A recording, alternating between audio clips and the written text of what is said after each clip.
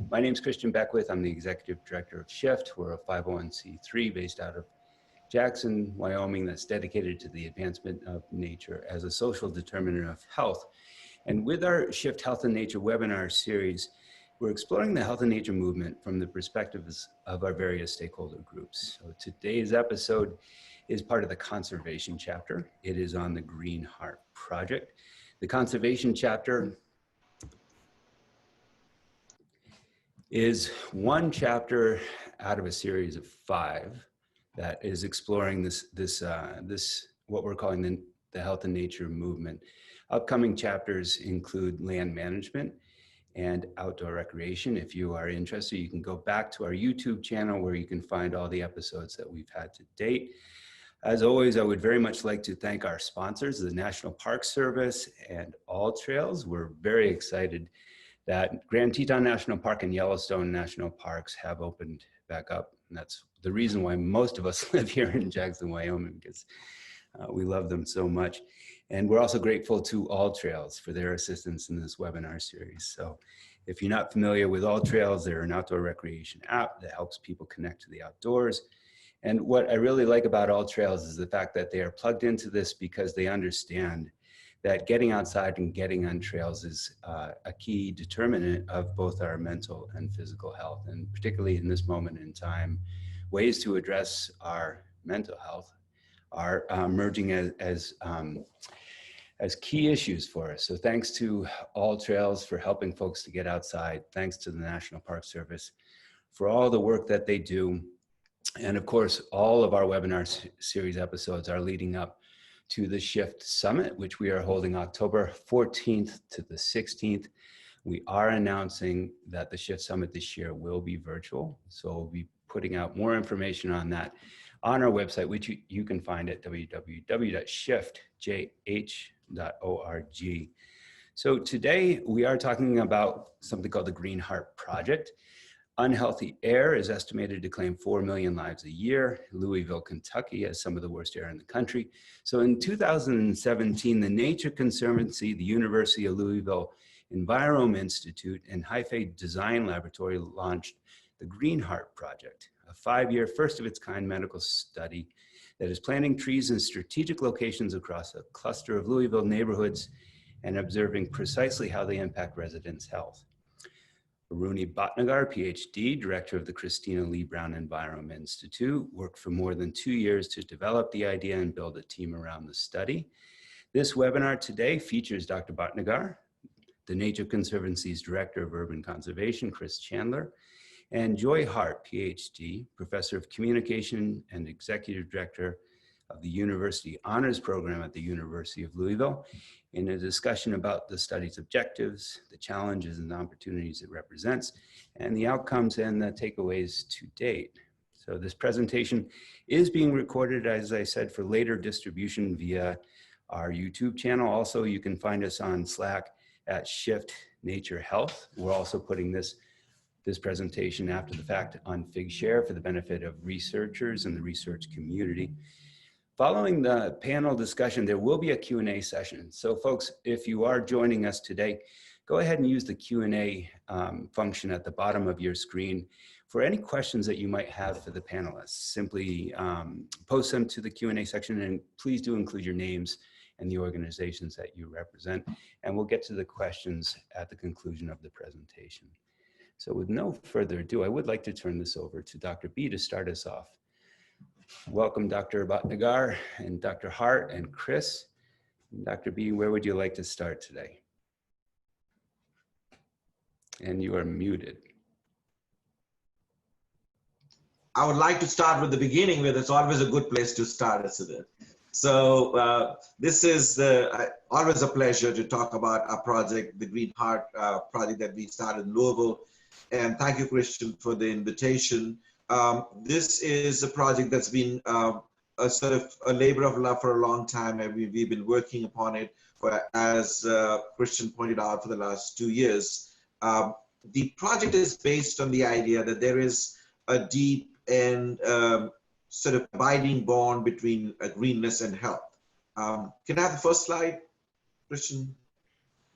Thank you. So there have been a lot of work in the last decade showing that there is a strong association between living in green areas and health, and in particular as it relates to cardiovascular health and cardiovascular mortality.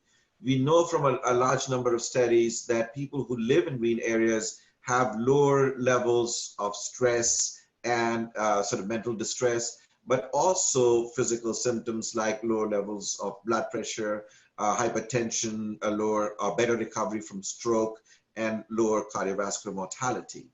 So, but most of this has been associated. We do interact with nature in a variety of different scenarios. Next. In that scenario, we are interacting with nature as part of a natural environment.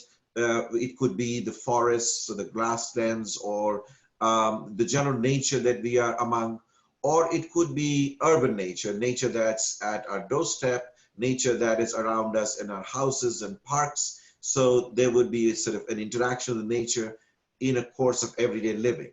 But there's also interaction in our personal environment, which is within our houses. There is sort of a deep bond with nature, which some people call biophilia, that we have a need to be around natural things.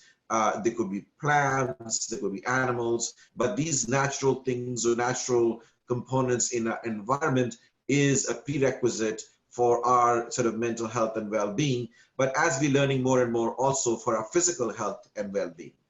The most interesting or sort of a strong reminder of a link between nature and health, and particularly cardiovascular health, is shown in the next slide, where there was a study that was published, I think about 3 or 4 years ago, which showed that as there was an increase in the loss of ash trees due to ash borer infestation, that there was a corresponding increase in cardiovascular mortality. So as you can see that from the beginning of the epidemic, which sort of started up in the north and descended down to the southern United States, that as the time of the epidemic sort of elapsed,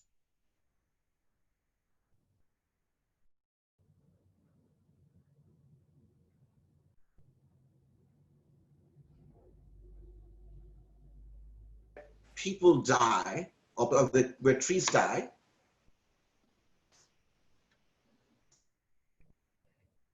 You're back on, Dr. B.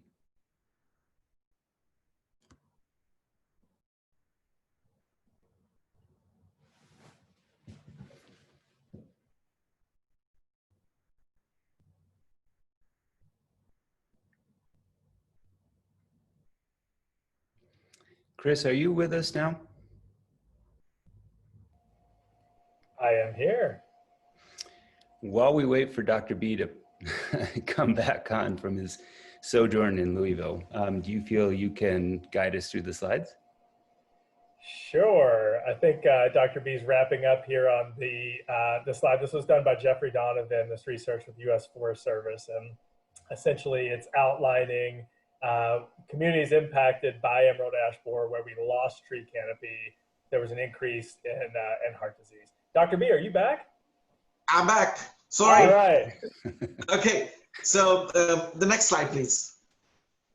So we were intrigued by this sort of an association, and we thought maybe one of the reasons that people are much healthier in greener environments may have to do with the exposure to air pollutants. So we did a study looking at the levels of what we call volatile organic chemicals, and these VOCs are things like benzene, xylene, toluene, and all of these are actually present in the environment. And then we looked at the exposure of to these chemicals by measuring the urinary metabolites of these chemicals and in people. And we did that, I think, about in 300 people and so on.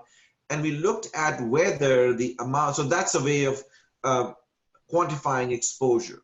So we wanted to see whether exposure to greenness was associated with a decreased exposure to the volatile organic chemicals. And that the result is shown here in the slides. As you can see, the several of these metabolites, for example, CYMA, which is generated by a compound called acrolein, or 3-HPMA, it's another acrolein metabolite, or there is muconic acid, MU, which is a benzene metabolite. So all these metabolites in the urine of people living in greener spaces were lower, suggesting that when you are living in an area which has high greenery, that you are less likely to be exposed to these chemicals. Next slide, please.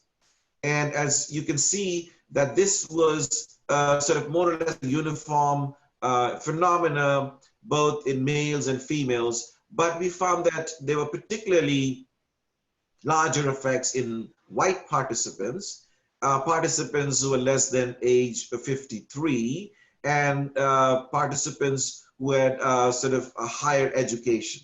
So we do not know what all the reasons for this may be, but it is likely that people who are more outside, who have more greenness around their houses, and who are more around greenness have a greater likelihood to be less exposed to these environmental chemicals. Next slide. So as shown here, that the idea is that if you live in areas that have less greenness around you, then you are more likely to be exposed to these volatile organic chemicals. These VOCs are generated from a variety of different sources, and these may be, some of these sources may be automobile exhaust, or it may be burning inside different residential areas. So in general, greenness around the house can shield individuals from being exposed to these chemicals, which have in our other studies been linked to a higher risk of heart disease. Next slide, please. So we wanted to see if people are exposed to all these chemicals, or for whatever reason that they are less exposed to greenness, then would that change their levels of stress? There has been a lot of work in the literature showing that people who live in more green areas are likely to have less incidence of depression. They show lower rates of mental distress. They are lower rates of depression, even lower rates of suicide. But there have been no studies directly studying what are the biochemical changes that may be associated with living in more green spaces. So we measured a range of what we call biogenic amines, which are hormones that are called, which are associated with the fight and flight response.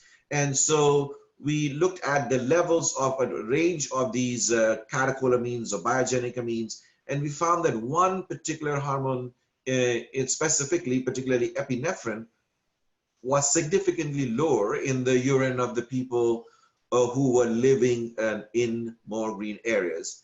Again, consistent with the idea that if you are around green spaces, then you are likely to have less lower levels of stress hormones in your blood and also maybe in your urine. Next slide, please. So with this sort of evidence adds to a large body of evidence showing that if you have greater urban greenness, that there could be decrease in a variety of different environmental stresses, such as air pollution and noise pollution and light. And also because the areas are more walkable and there is much better an environment and that sort of entices people to be outdoors. And these environmental mediators can then lead to a range of physiological benefits that, that extend from an increase in physical activity, lower levels of stress, greater social cohesion, but also sort of biochemical or physiological effects such as improved immunity and improved sleep patterns. And these in turn can then decrease the risk of cardiovascular disease, that is lower blood pressure, lower your insulin resistance, diabetes, and obesity. So there is a lot of evidence supporting this sort of a scheme, but most of the evidence has been through things like associative studies. And these associative studies can actually show us that there is an association between greenness and health, but not actually establish cause and effect relationship. So in order to do that, we established or we started a series of experiments. And first one was to what we call green for good. Next slide, please. And the next. With that sort of pilot, what we did was we went to a school, which, as you can see, this is an aerial view of the school, which was right across from a freeway, which is a very busy thoroughway. And there was no barrier between the school and the freeway. So what we did, as shown in the next slide, is to plant a barrier of trees between the roadway and the school. And we found that there was a corresponding decrease in the level of exposure to VOCs in school children who were in the school. We did also see some improvements in the sort of cardiovascular biomarkers in these kids. So what that sort of told us, that maybe putting trees in areas of high pollution would be beneficial in decreasing exposure to air pollution, and therefore could be of a positive health benefit. So then we wanted to do this on a larger scale. And so for that, we launched the Green Heart Project, which, as shown in the next slide, is a collaboration between multiple groups, particularly the University of Louisville, the U.S. Forest Services, the Nature Conservancy, WashU, Cornell University, and the City of Louisville, as well as the Hyphae Design Labs. It is a very large and complicated project, and therefore we need sort of a partnership from a variety of different stakeholders who can collectively contribute their expertise and the support to the project. So what the project is, as shown in the central hypothesis in the next slide, is to examine whether exposure to greenery, and this is urban greenness, whether exposure to greenery would diminish the risk of cardiovascular disease by decreasing the levels of air pollution. And so what we set out to examine was to see whether if we go to a neighborhood and we increase greenness in the neighborhood, so to do this as an intervention, so almost like a clinical trial, so that we have not only associative evidence, but also interventional evidence. So we could see if we have the same area, there is an area which we call the target area surrounding it. There's a control area. So we put trees in the target area and not in the control area. Then we would be able to assess whether increasing greenness in a certain specific area would change the risk of cardiovascular disease in that area. And that, we believe, could be mediated by the levels of air pollution in the area, which we expect would be decreased upon putting more greenery in that area. So to tell us about the project a little bit more, I would hand over to Chris, who was sort of been key in implementing the project and in putting the greenness on the ground and getting the project off ground. So Chris. Well, thank you, Dr. B, and thank you, Christian, and to all who've shown up for the presentation today. It's an honor to be with you all and to describe a little bit of the story of what's happening in Louisville. So next slide, please, Christian. So what will we do? So Dr. B has done a great job of framing up the research and how that led to the pilot project at St. Margaret Mary, a small school in Louisville, and then the ambition to take that to the community scale. As mentioned, Louisville has some significant impacts due to air pollution and cardiovascular disease. We have equity issues around how the city has been developed and laid out and planned. So we find ourselves citing the project in the gateway to South Louisville. Louisville is kind of divided like many cities in the east, kind of north, south, east, west. And South Louisville is a fairly low income community. It's also a very diverse community. Within the research study area, we have many different ethnicities and languages spoken, which is really pretty amazing and also a challenging opportunity when you're trying to reach out to the whole collective community. The average household median income is fairly low, but there's a pretty high percentage of actual occupants of the houses that they own, which was important for us as well when we were trying to figure out where we can green and how we can green, knowing that we're talking to decision makers. So the Nature Conservancy's role here in the project is kind of threefold. I mean, we're supposed to really help deliver on all the greening intervention results. And those, the greening intervention is comprised of a lot of science and planning and community building that translates into greening designs and plans that have to get implemented in the ground. And then we have to care and steward for all of that nature well into the future. So for this work, we've been working in the community for several years, and kind of overarching our approach was really to ground ourselves in the principle of making transformative investments in community-based organizations to smartly and sustainably capacity build the community to lead on as many elements of the project as they could, of the greening project. We're planting in all different typologies in a highly urban context. So Louisville, for those of you that don't know, we're a riparian city along the banks of the Ohio River. It's a highly urbanized corridor. Churchill Downs is in the study area just to the north of where this picture is, where the Kentucky Derby's run. Just to the east of the study area is the International Airport. We don't have a large forested setting backing up against this part of the community, which does allow us to plant trees more close to urban dwellings, which could be an issue in some Western states and communities. But so we find ourselves in this community, and as a part of the planning and design work, we had to map essentially all of the realistically plantable space, which I think we have in the next slide. We had to analyze all of the existing greenness so we could understand what greenness was there before we showed up. A part of that was to understand the health of the greenness. So we wanted to know not only what trees do we have in the urban community, how healthy are they? As Dr. B discussed in some of his earlier slides, the emerald ash borer has been working its way through the south and now west to the Front Range.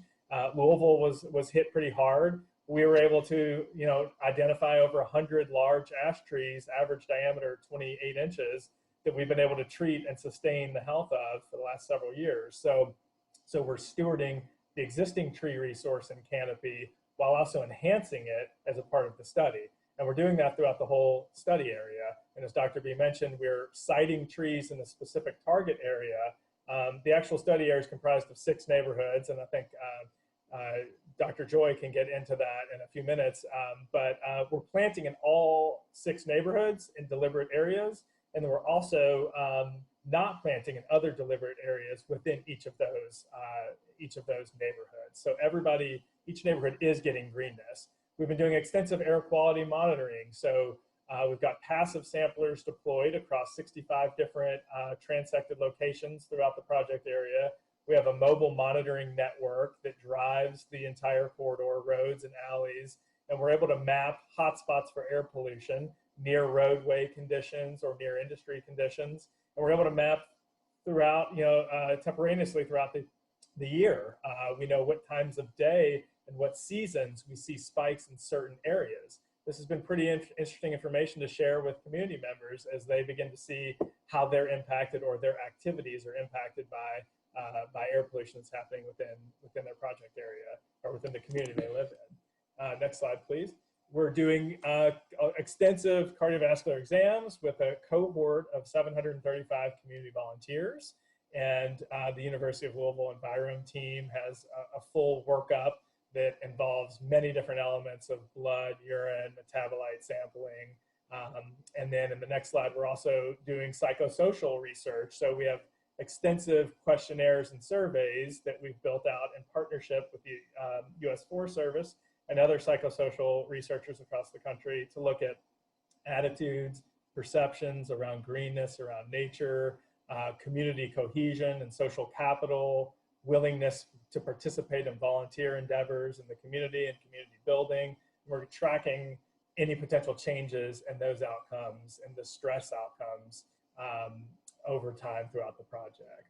So, all in all, through studying the environmental conditions, which go beyond just air quality pollution, we're looking at noise pollution, as Dr. B mentioned. We've got the International Airport flying right over top of the project area. UPS has their Worldport based here, so we have planes landing every 2 minutes most of the day, most 24 hours a day.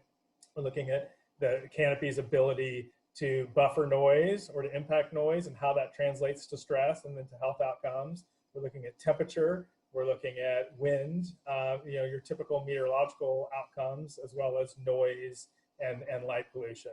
And the greening has started. We're in this ambitious phase where we're trying to get the initiative back up and running. We've had to slow down a little bit due to the impacts of COVID and due to current social unrest that's happening in Louisville right now. But we're planting thousands of trees, and as I mentioned with our community-based partners, they're leading on the canvassing and the tree planting for smaller trees by building a cadre of citizen foresters who lead the community planting events.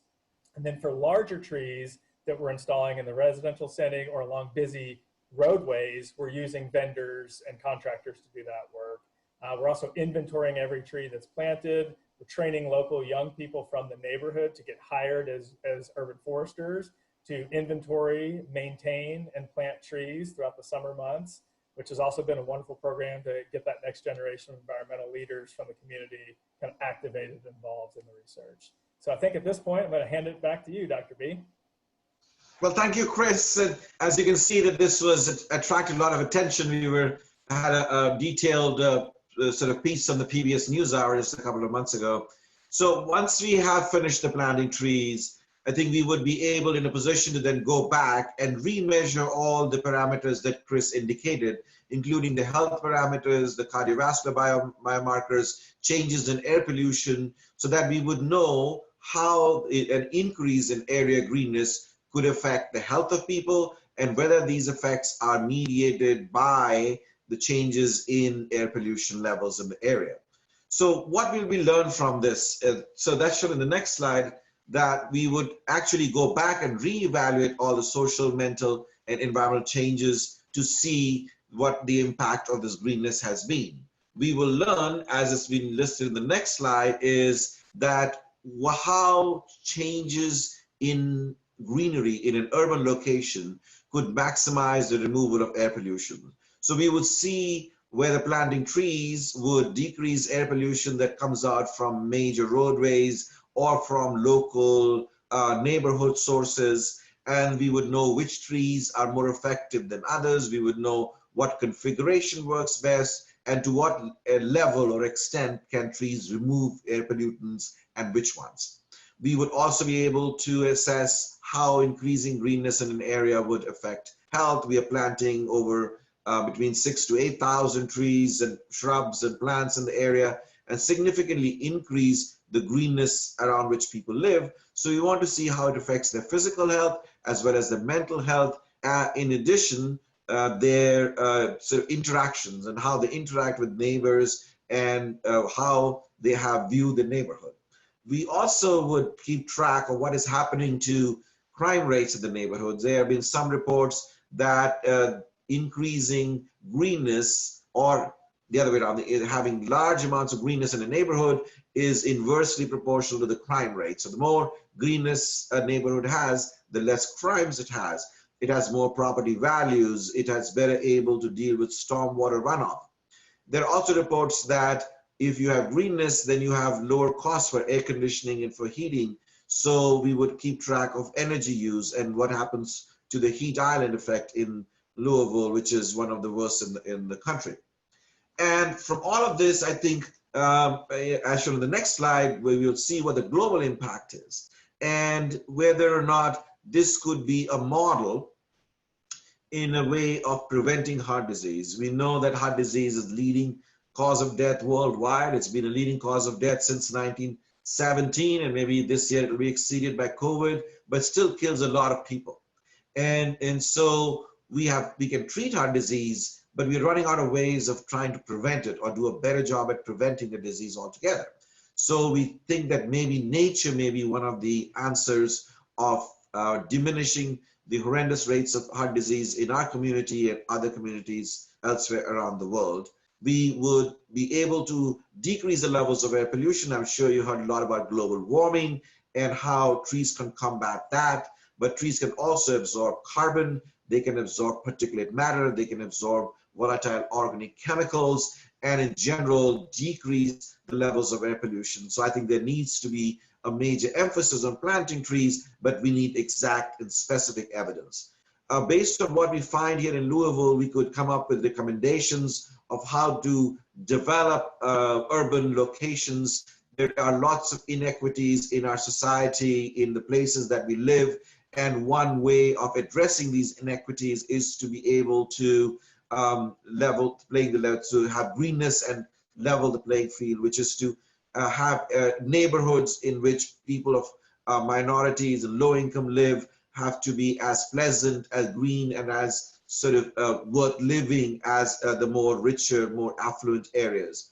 So we might be able to offer specific recommendations that for every, whatever, 2 houses or 5 houses, that we need X amount of trees for, at least for maintaining health. So to reframe the whole idea of the environment and greenness from simply an environmental issue to a health issue would be beneficial for us to, and others, to be able to make a convincing case that we need a new model of how we're going to go forward and live in communities, and how we can create a healthy, living urban environment in the future, not only here in the United States, in our communities, but across the globe. So I would end there and thank and hand it over to Joy. She can tell you a little bit more about how we interact with the community during the course of this project. Thank you. I appreciate that. I think one important aspect of this project is that it is an example of and has strengthened the town-gown relationship. So as Chris was describing the community and the relatively low income, I'm singing a note to start my video. So I think I'm on video now. Were you hearing me before that? Yes. Okay, great. So I think this is a community in our city where people have felt a little overlooked in terms of some of the initiatives that were undertaken. And so this has been an opportunity for the city, but especially for the university, to build a partnership with the community.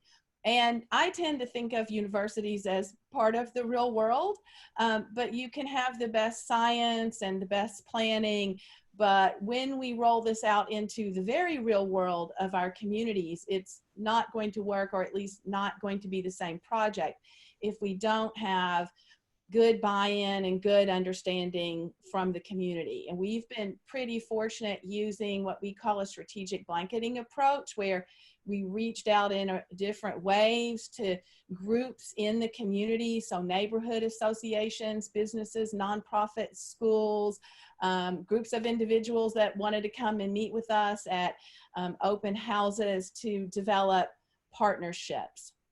And I think that people have engaged in lots of different ways. Some have participated in the health study by coming in and filling out our questionnaires and giving us urine, blood, hair, etc.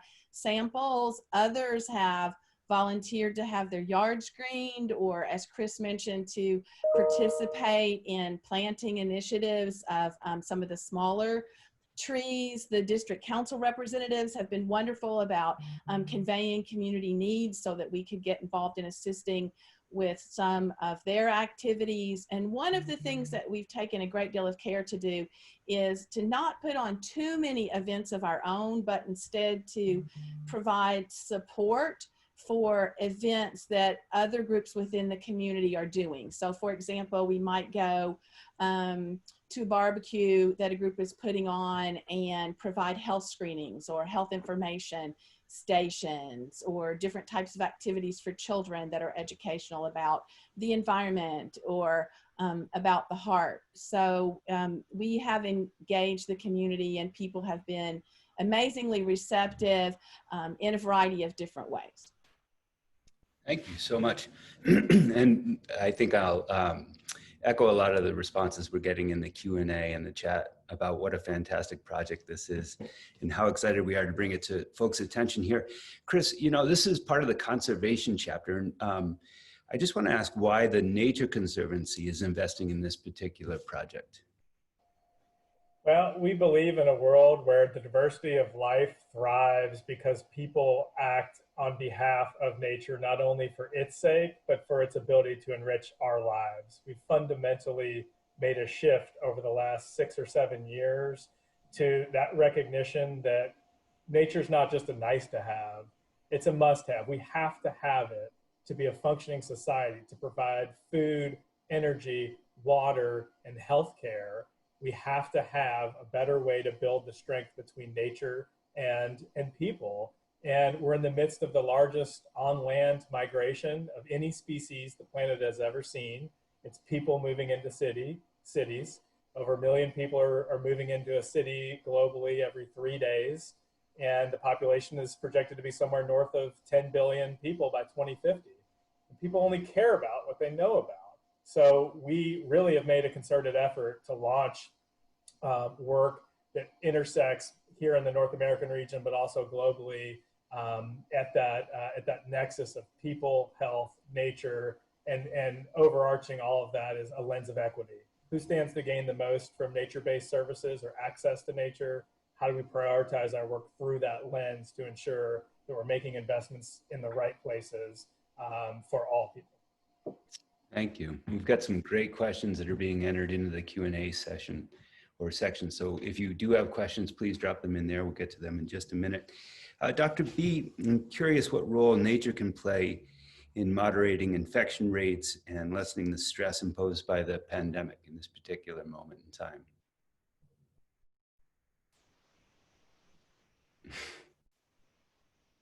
Dr. B, did you hear? No, I don't know. Can you please repeat that? We want to talk about the role that nature can play in moderating infection rates and lessening the stress imposed in this particular moment in time. I wonder if you can speak to any of the findings that you've identified. Well, so we are looking, we haven't really studied that as yet because the pandemic is not even over. So we're trying to look at whether there are higher rates of infection in areas that are less green and what sort of environmental exposures contribute to it. But we know from a lot of work previously that lower levels of air pollution decrease the rates of infection, severity of disease caused by most coronaviruses. We know that for flu, we know that for other infectious diseases, that exposure to air pollution, other things like particulate matter, VOCs, exposures would increase the susceptibility to infections. So we think that if you're around green places which have lower rates of air pollution, that your likelihood of getting infection your risk would be lower, and you would be more resilient in combating an infection if you get one. So that's one established link. We do not know anything about coronavirus, this particular coronavirus, with SARS-CoV-2, whether it has a similar effect, but we all expect that it would.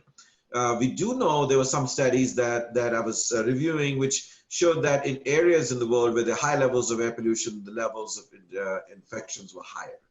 So that's one link. But there are other sort of more indirect links. Being out in nature, if you have higher rates of exposure to sunlight, you have higher levels of vitamin D, and so therefore you are less likely to succumb to an infection, even if you get one, and maybe more resilient. If you are outside and you're physically more active, that increases your immune responses and your ability to combat infections. If you are more interacting with nature, then your antigenic responses, your immune responses are more primed and educated so that you would be able to withstand any infection. So there are a variety of these links that need to be worked out, and we are trying to figure out what has happened in our community with the Green Heart Project in the next few months. Thank you. And Dr. Hart, I'm so curious about the language that you've developed, how you've developed it, what it is, and what the response rates have been. I would say that one of the principles that I remember from when I was a student was one of my professors saying that there's only one way to communicate with people, and that's clearly. And so I think we adapt our language in several different ways depending on audiences. Our messages are always the same. So essentially the types of information that were presented by Aruni in the slideshow is the message that we're working to get across to people. When we do that with our community board, people who are all members of these communities and who have been engaged across time in the project, we can get a bit deeper in the science using scientific terminology and have some of the researchers come and present to the group, or engage this group in Green Heart events in different ways. And then our audiences move to many other groups, all the way to school children, for example. So one of our key partnerships is with Simple Elementary, which is obviously an elementary school. It's in one of the districts, and we have engaged in a number of activities at that school, everything from presenting at their career fair to working their health fairs, but we also go there and do yoga with the 5th graders and meditation sessions with some 4th graders, and Chris has come to present lessons on trees and health. Another key partnership is with the Compassionate Schools Project. And so we've worked on many initiatives with that group. And so the language changes. We do a lot of infographics to get messages across to large groups of people. So our most recent one was on Green Heart's response to COVID-19, for example. And that's straightforward language, so it can reach a lot of people, but we're engaging different communities in different ways, but hopefully all clearly. Thank you. Chris, I'm curious how a project like this can be scaled up or down depending on a community's needs. That's a great question. I mean, the scale is pretty large. We're operating in a set of 6 communities here in Louisville, and there are approximately 30,000 residents that live in the study area. It's over 4 square miles. And we felt that to be powered for this first kind of real methodical, rigorous assessment, we needed to be operating at that kind of scale. We needed to jump from the schoolyard up to be able to test different greening intervention strategies and how they touch down in different parts of a community. So we've got many different typologies or types of the community that we're planting in. Private property, we're planting in people's yards, front yards, backyards, city right-of-ways, streetscapes, along big federal highways that have 250,000 cars a day driving on them, houses of worship. So how do you engage with different stakeholders across most of the different, the prevalent land use types in an urban environment, and how do you try to get common ground around making investments in greenness in those different land use types? That was really important for us. And what we think is, really, we would hope that no one else feels compelled to have to do a Green Heart, because we're hoping that we're trying to capture at the scale we're working at and over the time duration as much information that we can just share and open source out to the community of tree planting and planters across the country and folks stewarding natural areas, so that we can just begin to learn in different parts of the country. We'll have different needs, climatically, different species. But so we're really trying to factor in land use type, development patterns, different stakeholder groups. How do you articulate the visions of the project and get folks to want to be on board with the project? And then how do you fund all that work? So the greening intervention alone carries a price tag north of $8 million, and we didn't think we could raise any more than that to do this work in Louisville for this first pass. So we had a lot of factors that kind of went into setting the scale, but what we would hope is beyond the initial findings of Louisville, we can begin to adapt that to different climates across the country or across the world to inform green prints or blueprints that we call green prints to better inform tree planters or community planners around those investments. And to the point of funding, we have a question here from Joe Burns about how she asks, how has this comprehensive and amazing project been funded? So as I indicated in the slide, that the primary funding, of course, is from the tree, and the greenness is from the Nature Conservancy. But the clinical work is funded by the National Institutes of Health. If you go to NIHclinicaltrials.gov, this is our NIH clinical trial is called HEAL, H-E-A-L. And the clinical trial is funded from the National Institutes of Environmental Health Sciences. Is there an estimate on the actual costs, the total cost for the project? Oh, so it's an evolving sort of estimate. But I think it would cost us somewhere between 15 to $20 million. Great, thank you. We have a question that's quite relevant to this moment in time from Tina Dorch. Can you elaborate on the use of the equity lens? What does that look like in terms of the project? I can jump in and Sure. just, oh, go ahead, Dr. B.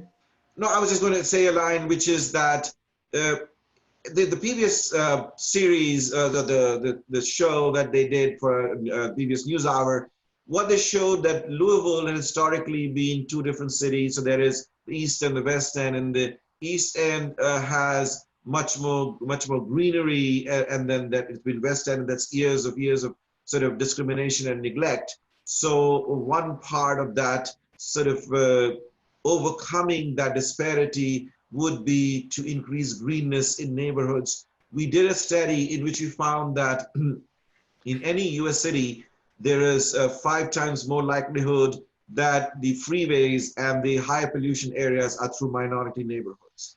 And so, you know, we cannot completely rip our cities apart and change that, but we should do what we can to lessen that disparity, which is to make those areas more green. And that might be one small step forward to try to sort of address these inequities and disparities.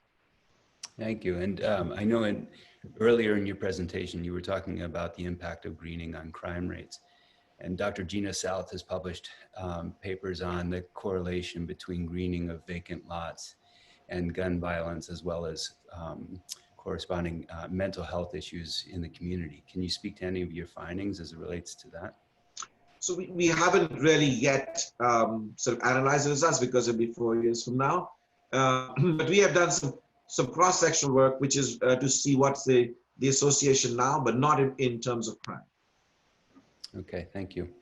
Christian, if I may, just to touch on the equity piece a little more on the greening work. So we're not seeking conservation easements or any other protections around who's receiving trees. So we have a steady drumbeat of community members knocking on doors each day, sitting on the front porch, building relationship. And as I mentioned earlier, one of the tenets of this work is capacity building community-based organizations to lead. So far we've granted around $440,000 out to local community-based organizations, almost $500,000 to build their capacity to lead this work. These are organizations who have roots in these neighborhoods. They live, learn, work, and play in these neighborhoods. They know what's best for these neighborhoods. We're not trying to hire out-of-state license plates to come in and to implement some kind of greening thing. There's a big dialogue that is focused 5 days a week, sometimes 6 days a week, where we're on the ground in the community with community champions, block champions, from the barbershop to the house of worship, building relationship, understanding what the needs are of the community, and we're trying to capacity build as much as we can the community to lead all of those efforts, whether it's resources, it's equipment, it's actual funding to hire staff so they can scale their efforts to do this work not only in our study area but in other communities throughout the entire city. And what we were seeing was, when we first engaged with the community, there was a real appetite from this set of neighborhoods to be a part of something big and to see investments happening in their neighborhood. Investments are happening in lots of other communities throughout Louisville, and the South Louisville neighborhood's been kind of left behind over the last 10 or 15 years by political, business, investments. So it's time for South Louisville to be involved in something big and to lead in what happens in their community and have a say in what happens. So I've been pretty proud about that work. We haven't been perfect. We haven't gotten every single conversation right over the last 5 years, but we've come back each time committed to learning and to figuring out how to move together as a whole community. We've got some great questions coming up. I don't know if we'll have a chance to answer them all, but Dr. John LaPuma out of California asks, when will preliminary initial results of the Green Heart study be available to clinicians? And a follow-up question, how will you take into account the natural experiment of reduction of industry and traffic during COVID? Right, both very good questions. Like I said, in order for us to what we call produce longitudinal data, it'll take about 4 to 6 years. But in the meantime, we have finished our recruitment of the 730 people for our baseline evaluation. And we are sort of evaluating that. So maybe in a 6 to 8 months, depending upon how long the pandemic lasts, and we would be able to generate some associative data showing how greenness in our neighborhood is associated with the risk of cardiovascular disease, and provide some sort of a clinical data. We do not know what the final effects may be, and whether or not that what we will get in the long term, but at least for now that there would be some association. Because of this intervening pandemic, we have to change many things in our project. We think that the baseline that we acquired, which was last year and finished earlier this year, may not be the new baseline, because everything around us has changed, right? The way we look at the world, the way we interact with each other, everything has changed. And so we think that that might have sort of some bearing on cardiovascular disease risk. In our areas, we've seen very drastic decrease in levels of air pollution. We have been continually monitoring air pollution. In some areas, we've seen 60, 70% decrease, and there's no traffic virtually. So all that has changed. And so we think that we would be able to, in some way, account for these sort of interruptions by doing another baseline before we actually do the final analysis. So, and also account for this improvement. But in order to sort of what saves us a little bit is that we have a target group and a control group. So whatever changes are happening in the target group are also happening in the control group. So any decrease in air pollution levels, increase or decrease in stress levels, and so on, would be similar between the two groups. So we might be able to rule them out in the long run. Thank you. And we've got a question here from Ashby Level, who is one of our colleagues in the Research Knowledge Network, about social interactions and cohesion and how you're measuring those. I think maybe Joy would have a lot to say about that. We have measures at baseline and measures later to look at social cohesion, views about your neighborhoods, as we've kind of covered already, crime, whether you feel safe walking, how often you interact with neighbors. I can send you the names of the particular scales if you would like, but I can't think of those off the top of my head. Yeah, so there are some standardized instruments for documenting social cohesion, and we have just simply adopted those and maybe put in a few questions on our own. Great. We do have a question from Dr. Morgan Green, and so he's the director of our Emerging Leaders program. He's coming to us today from Detroit. He asks, can you speak, and this is specifically to you, Chris, to how the relationships you develop within the community through this project have helped your work as you to remain thoughtful and intentional in the setting of this country's current civil rights movement? Well, they've helped a great deal. It's a great question.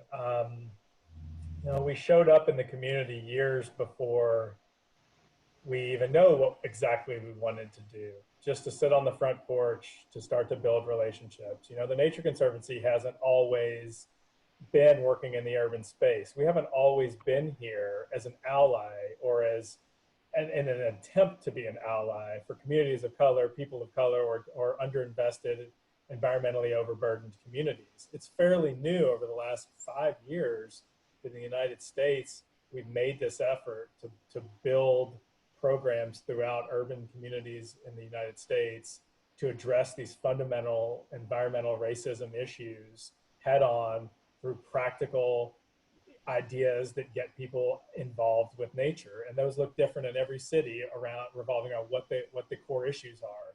So in Louisville, we knew overall we had a lot of core issues. We've got a 13-year life expectancy difference from folks who live in low-income neighborhoods in our community to those who live in middle to upper-income communities. And those are communities of color, they're frontline communities that are environmentally overburdened, and they have industry sited near them. Discriminatory planning practices have led to this generational issue that our community has to begin to dismantle and to divide. And what I can tell you is, over the last, I mean, Louisville is experiencing a historic time right now. We've had many shootings. We've had violence from police and law enforcement against our people, against peaceful protests. We're now out of a curfew, which is wonderful, but there's a lot more work to be done. And I spent almost all of last week putting the work aside and just calling community, just calling on our partners, our community leaders, to just listen and say, what do you need? What can we do? Who's doing what? Who has resources? Who needs resources?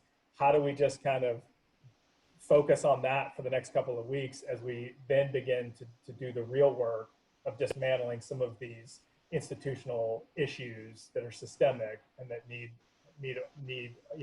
really a broad stroke approach to change.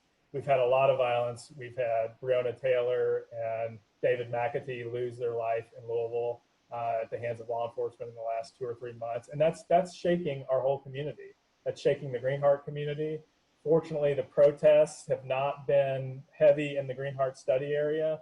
So we haven't seen property destruction or anything like that. You know, there have been some riots from non-peaceful actors.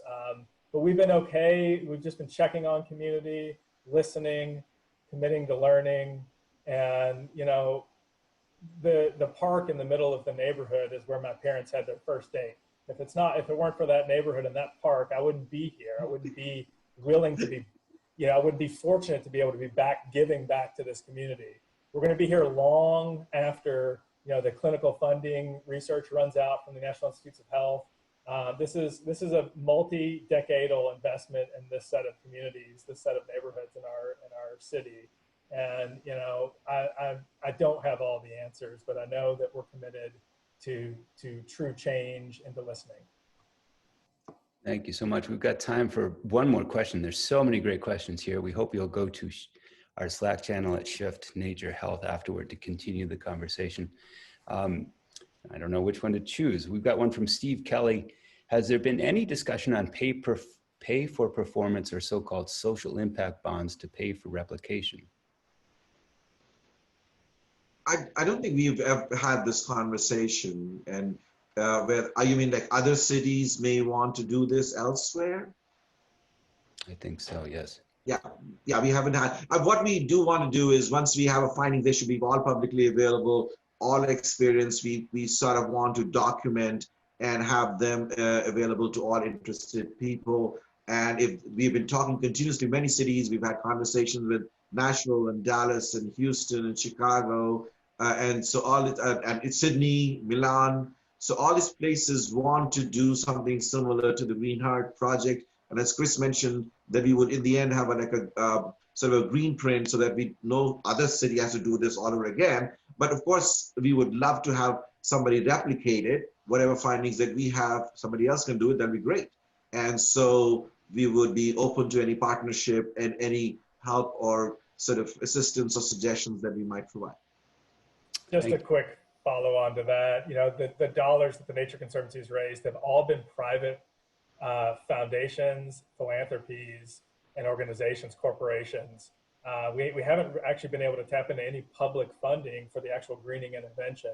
We have had a lot of conversations with the impact investment community. And right now where we are is this is R&D. We are doing R&D research. If we can yield promising results from the study, they can leverage different policies or mechanisms that create a financial incentive for investment in this space.